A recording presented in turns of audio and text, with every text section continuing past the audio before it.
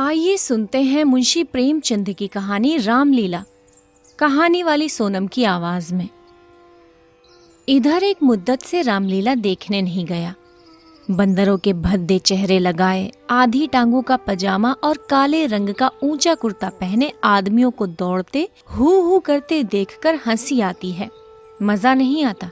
काशी की लीला जगत विख्यात है, सुना है लोग दूर दूर से देखने आते हैं। मैं भी बड़े शौक से गया, पर मुझे तो वहां की लीला और किसी वज्र देहात की लीला में कोई अंतर ना दिखाई दिया। हाँ, रामनगर की लीला में कुछ साज सामान अच्छे हैं। राक्षसों और बंदरों के चेहरे पीतल के हैं, गदाएं भी पीतल की हैं। कदाचित 89 भ्राताओं के मुकुट सच्चे काम के हों, लेकिन साज सामान के सिवा वहां भी हू के सिवा और कुछ नहीं। फिर भी लाखों आदमियों की भीड़ रहती है। लेकिन एक जमाना वो था जब मुझे भी रामलीला में आनंद आता था। आनंद तो बहुत हल्का सा शब्द है, वो आनंद उन्माद से कम न था। संयोगवश उन दिनों मेरे घर से थोड़ी दूर पर रामलीला का मैदान था, और जिस घर में लीला पात्रों का रूप रंग भरा जाता था वो तो मेरे घर से बिल्कुल मिला हुआ था। 2 बजे दिन से पात्रों की सजावट होने लगती थी। मैं दोपहर से ही वहां जा बैठता और जिस उत्साह से दौड़ दौड़ कर छोटे मोटे काम करता, उस उत्साह से तो आज अपनी पेंशन लेने भी नहीं जाता। एक कोठरी में राजकुमारी का श्रृंगार होता था। उनकी देह पर रामरज पीसकर पोती जाती थी, मुंह पर पाउडर लगाया जाता था और पाउडर के ऊपर लाल हरे नीले रंग की बुंदकियां लगाई जाती थी। सारा माथा, भौहें, गाल, ठोड़ी बुंदकियों से रच उठती थी। एक ही आदमी इस काम में कुशल था।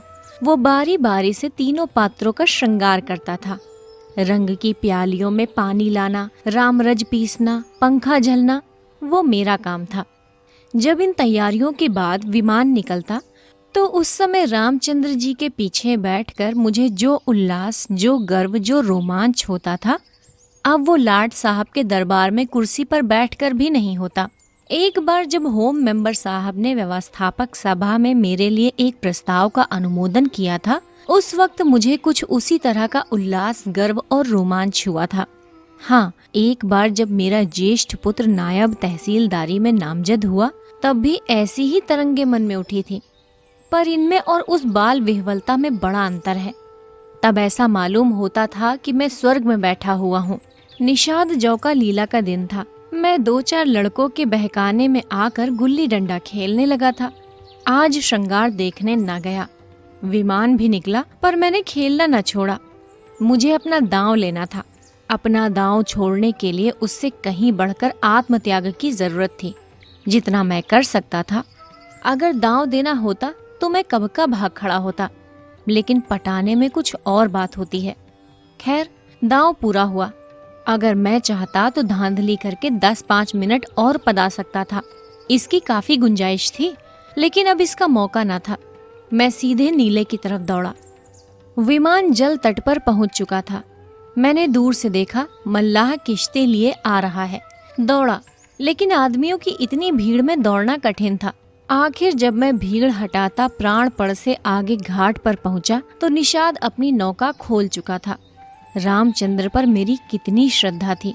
अपने पाठ की चिंता ना करके उन्हें पढ़ाया करता था, जिससे वो फेल न हो जाए। मुझसे उम्र ज्यादा होने पर भी वो नीची कक्षा में पढ़ते थे, लेकिन वही रामचंद्र नौका पर बैठे इस तरह मुंह फेरे चले जाते थे मानो मुझसे जान पहचान ही नहीं। नकल में भी असल की कुछ न कुछ बू आ ही जाती है। भक्तों पर जिनकी निगाह सदा ही तीखी रही है, वो मुझे क्यों उबारते। मैं विकल होकर उस बछड़े की भांति कूदने लगा जिसकी गर्दन पर पहली बार जुआ रखा गया हो। कभी लपक कर नाले की ओर जाता, कभी किसी सहायक की खोज में पीछे की तरफ दौड़ता, पर सब के सब अपनी धुन में मस्त थे। मेरी चीख पुकार किसी के कानों तक न पहुंची। तब से बड़ी बड़ी विपत्तियां झेली, पर उस समय जितना दुख हुआ उतना फिर कभी ना हुआ। मैंने निश्चय किया कि अब रामचंद्र से ना कभी बोलूंगा, ना कभी कोई खाने की चीज ही दूंगा। लेकिन ज्यों ही नाले को पार करके वो पुल की ओर लौटे, मैं दौड़कर विमान पर चढ़ गया और ऐसा खुश हुआ मानो कोई बात ही ना हुई हो। रामलीला समाप्त हो गई। राजगद्दी होने वाली थी। पर न जाने क्यों देर हो रही थी। शायद चंदा कम वसूल हुआ था। रामचंद्र की इन दिनों कोई बात भी ना पूछता था। न घर ही जाने की छुट्टी मिलती थी, न भोजन का ही प्रबंध होता था। चौधरी साहब के यहाँ से एक सीधा कोई 3 बजे दिन को मिलता था। बाकी सारे दिन कोई पानी को नहीं पूछता। लेकिन मेरी श्रद्धा अभी तक ज्यों की त्यों थी। मेरी दृष्टि में अब भी रामचंद्र ही थे। घर पर मुझे खाने को कोई चीज मिलती, वो लेकर रामचंद्र को दे आता। उन्हें खिलाने में मुझे जितना आनंद मिलता था, उतना आप खा जाने में कभी न मिलता। कोई मिठाई या फल पाते ही मैं बेतहाशा चौपाल की ओर दौड़ता। अगर रामचंद्र वहां न मिलते तो उन्हें चारों ओर तलाश करता, और जब तक वो चीज उन्हें खिला न देता मुझे चैन न आता था। खैर, राजगद्दी का दिन आया। रामलीला के मैदान में एक बड़ा सा शामियाना ताना गया। उसकी खूब सजावट की गई। वैश्याओं के दल भी आ पहुंचे। शाम को रामचंद्र की सवारी निकली और प्रत्येक द्वार पर उनकी आरती उतारी गई। श्रद्धानुसार किसी ने रुपए दिए, किसी ने पैसे। मेरे पिता पुलिस के आदमी थे, इसलिए उन्होंने बिना कुछ दिए आरती उतारी। उस वक्त मुझे जितनी लज्जा आई उसे बयान नहीं कर सकता। मेरे पास उस वक्त संयोग से 1 रुपया था। मेरे मामा जी दशहरे के पहले आए थे और मुझे 1 रुपया दे गए थे। उस रुपए को मैंने रख छोड़ा था। दशहरे के दिन भी खर्च न कर सका। मैंने तुरंत वो रुपया लाकर आरती की थाली में डाल दिया। पिताजी मेरी ओर कुपित नेत्रों से देख कर रह गए। उन्होंने कुछ कहा तो नहीं, लेकिन मुंह ऐसा बना लिया जिससे प्रकट होता था कि मेरी इस धृष्टता से उनके रौब में बट्टा लग गया। रात के 10 बजते बजते परिक्रमा पूरी हुई। आरती की थाली रुपयों और पैसों से भरी हुई थी। ठीक तो नहीं कह सकता, मगर अब ऐसा अनुमान होता है कि 400-500 रुपए से कम न थे। चौधरी साहब इनमें से कुछ ज्यादा ही खर्च कर चुके थे। उन्हें इसकी फिक्र हुई कि किसी तरह कम से कम 200 रुपए और वसूल हो जाए, और इसकी सबसे अच्छी तरकीब उन्हें यही मालूम हुई कि वैश्याओं द्वारा महफिल में वसूली हो। जब लोग आकर बैठ जाएं और महफिल में रंग जम जाए तो आबादी जान रसिकों की कलाइयां पकड़ पकड़ कर ऐसे हाव भाव दिखाएं कि लोग शर्माते शर्माते भी कुछ न कुछ दे ही मरे। आबादी जान और चौधरी साहब में सलाह होने लगी। मैं संयोग से उन दोनों प्राणियों की बातें सुन रहा था। चौधरी ने समझा होगा ये लौंडा क्या मतलब समझेगा, पर यहाँ ईश्वर की दया से अक्ल के पुतले थे। सारी दास्तान समझ में आती जाती थी। चौधरी, सुनो आबादी जान, ये तुम्हारी ज्यादती है। हमारा और तुम्हारा कोई पहला साबिका तो है नहीं। ईश्वर ने चाहा तो यहाँ हमेशा तुम्हारा आना जाना लगा रहेगा। अब की चंदा बहुत कम आया है, नहीं तो मैं तुमसे इतना इसरार न करता। आबादी जान, आप मुझसे भी जमींदारी चाले चलते हैं क्यों? मगर यहाँ हुजूर की दाल न गलेगी। वाह, रुपए तो मैं वसूल करूं और मूंछों पर ताव आप दे। कमाई का अच्छा ढंग निकाला है। इस कमाई से तो वाकई आप थोड़े दिनों में राजा हो जाएंगे। उसके सामने जमींदारी झक मारेगी। बस कल ही से एक चकला खोल दीजिए, खुदा की कसम माला माल हो जाइएगा। चौधरी, तुम दिल लगी करती हो और यहाँ काफिया तंग हो रहा है। आबादी जान, तो आप भी तो मुझी से उस्तादी करते हैं। यहाँ आप जैसे काइयों को रोज उंगलियों पर नचाती हूँ। चौधरी, आखिर तुम्हारी मंशा क्या है? आबादी जान, जो वसूल करूं उसमें आधा मेरा, आधा आपका। लाइए, हाथ मारिए। चौधरी, यही सही। आबादी जान, अच्छा तो आप क्या समझते थे कि अपनी उजरत छोड़ दूंगी? वाहरी आपकी समझ। खूब, क्यों न हो, दीवाना बकारे दरवेश होशियार। चौधरी, तो क्या तुमने दोहरी फीस लेने की ठानी है? अगर आपको 100 दफे गरज हो तो, वरना मेरे 100 रुपए तो कहीं गए ही नहीं। मुझे क्या कुत्ते ने काटा है जो लोगों की जेब में हाथ डालती फिरूं? चौधरी की एक न चली। आबादी के सामने दबना पड़ा। नाच शुरू हुआ। आबादी जान बला की शोख औरत थी। एक तो कमसिन, उस पर हसीन, और उसकी अदाएं तो इस गजब की थी कि मेरी तबीयत भी मस्त हुई जाती थी। आदमियों को पहचानने का गुण भी उसमें कुछ कम न था। जिसके सामने बैठ गई उससे कुछ न कुछ ले ही लिया। 500 रुपए से कम तो शायद ही किसी ने दिए हों। पिताजी के सामने भी वो बैठ गई। मैं मारे शर्म के गड़ गया। जब उसने कलाई पकड़ी तब तो मैं सहम उठा। मुझे यकीन था कि पिताजी उसका हाथ झटक देंगे और शायद दुत्कार भी दे, किंतु ये क्या हो रहा है? ईश्वर, मेरी आंखें धोखा तो नहीं खा रही हैं? पिताजी मूंछों में हंस रहे थे। ऐसी मृदु हंसी उनके चेहरे पर मैंने कभी नहीं देखी थी। उनकी आंखों से अनुराग टपका पड़ता था। उनका एक एक रोम पुलकित हो रहा था। मगर ईश्वर ने मेरी लाज रख ली। वो देखो, उन्होंने धीरे से आबादी के कोमल हाथों से अपनी कलाई छुड़ा ली। अरे, ये फिर क्या हुआ? आबादी तो उनके गले में बाहें डाल देती थी, अब पिताजी उसे जरूर पीटेंगे। चुड़ैल को जरा भी शर्म नहीं। एक महाशय ने मुस्कुराकर कहा, यहाँ तुम्हारी दाल न गलेगी आबादी जान, और दरवाजा देखो। बात तो इन महाशय ने मेरे मन की कही थी, बहुत ही उचित कही, लेकिन ना जाने क्यों पिताजी ने उसकी ओर कुपित नेत्रों से देखा और मूंछों पर ताव दिया। मुंह से तो वो कुछ न बोले, पर उनके मुख की आकृति चिल्लाकर सरोज शब्दों में कह रही थी, तू बनिया मुझे समझता क्या है? यहाँ ऐसे अवसरों पर जान तक निसार करने को तैयार हूँ। रुपए की हकीकत ही क्या? तेरा जी चाहे आजमा ले, तुझसे दूनी रकम ना दे डालूं तो मुंह ना दिखाऊं। महान आश्चर्य, घोर आश्चर्य, घोर अनर्थ। अरे जमीन, तू फट क्यों नहीं जाती? आकाश, तू फट क्यों नहीं पड़ता? अरे मुझे मौत क्यों नहीं आ जाती? पिताजी जेब में हाथ डाल रहे थे। उन्होंने कोई चीज निकाली और सेठ को दिखाकर आबादी जान को दे डाली। ओह, ये तो अशरफी है। चारों ओर तालियां बजने लगी। सेठ जी उल्लू बन गए। पिताजी ने मुंह की खाई, इसका निश्चय मैं नहीं कर सकता। मैंने केवल इतना देखा कि पिताजी ने एक अशरफी निकालकर आबादी जान को दे दी।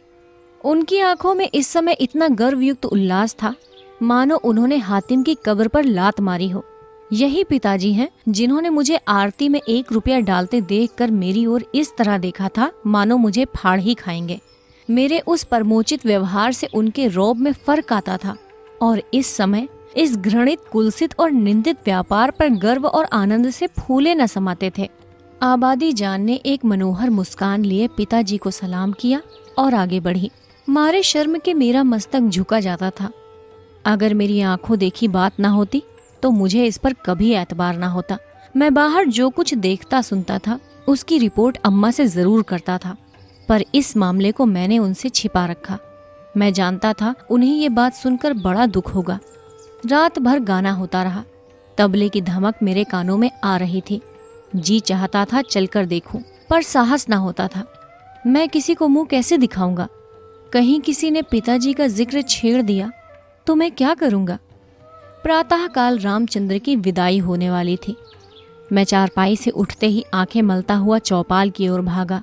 डर रहा था कि कहीं रामचंद्र चले न गए हों। पहुंचा तो देखा तवाइफों की सवारियां जाने को तैयार हैं। 20 आदमी हसरत नाक मुंह बनाए उन्हें घेरे खड़े हैं। मैंने उनकी ओर आंख तक न उठाई, सीधा रामचंद्र के पास जा पहुंचा। लक्ष्मण और सीता बैठे रो रहे थे और रामचंद्र खड़े कांधे पर लुटिया डोर डाले उन्हें समझा रहे थे।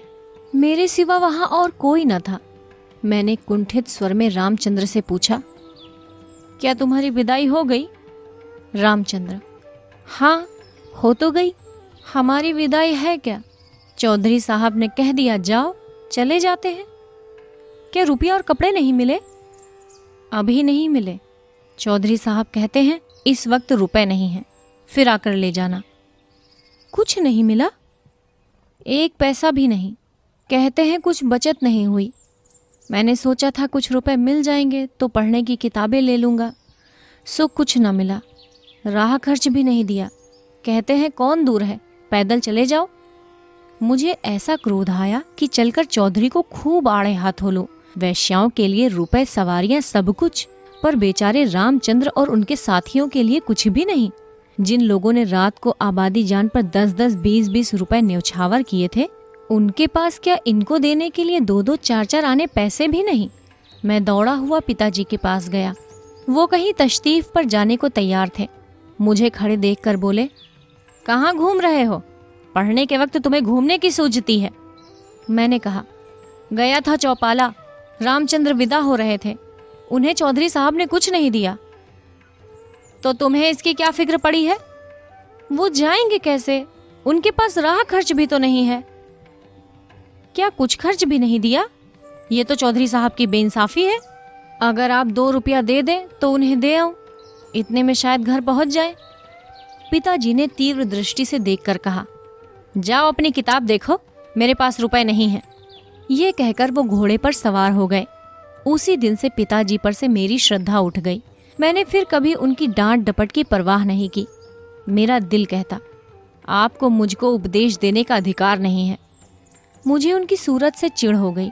वो जो कहते मैं ठीक उसका उल्टा करता। यद्यपि इससे मेरी हानि हुई, लेकिन मेरा अंतःकरण उस समय विप्लवकारी विचारों से भरा हुआ था। मेरे पास 2 आने पैसे पड़े थे। मैंने पैसा उठा लिया और जाकर शर्माते शर्माते रामचंद्र को दे दिया। उन पैसों को देखकर रामचंद्र जी को जितना हर्ष हुआ, वो मेरे लिए आशातीत था। टूट पड़े, मानो प्यासे को पानी मिल गया। यही 2 आने पैसे लेकर तीनों मूर्तियां विदा हुईं। केवल मैं ही उनके साथ कस्बे के बाहर तक पहुंचाने आया। उन्हें विदा करके लौटा तो मेरी आंखें सजल थीं, पर हृदय आनंद से उमड़ा हुआ था। आप सुन रहे थे मुंशी प्रेमचंद की कहानी रामलीला, कहानी वाली सोनम की आवाज में। आप लोग मुझे कमेंट बॉक्स में जरूर करके बताइए कि आप लोग रामलीला देखने गए हैं कभी। उसका एक्सपीरियंस प्लीज कमेंट बॉक्स में मुझसे शेयर कीजिए। आपके कमेंट्स बहुत ही ज्यादा वैल्यूएबल हैं। जल्द ही एक नई कहानी लेकर आपके सामने वापस उपस्थित होंगे। अगर आपको ये कहानी पसंद आई हो तो इसे लाइक कीजिए, शेयर कीजिए एंड प्लीज महानुभावों कमेंट जरूर कीजिए। जल्दी वापस मिलती हूँ। धन्यवाद।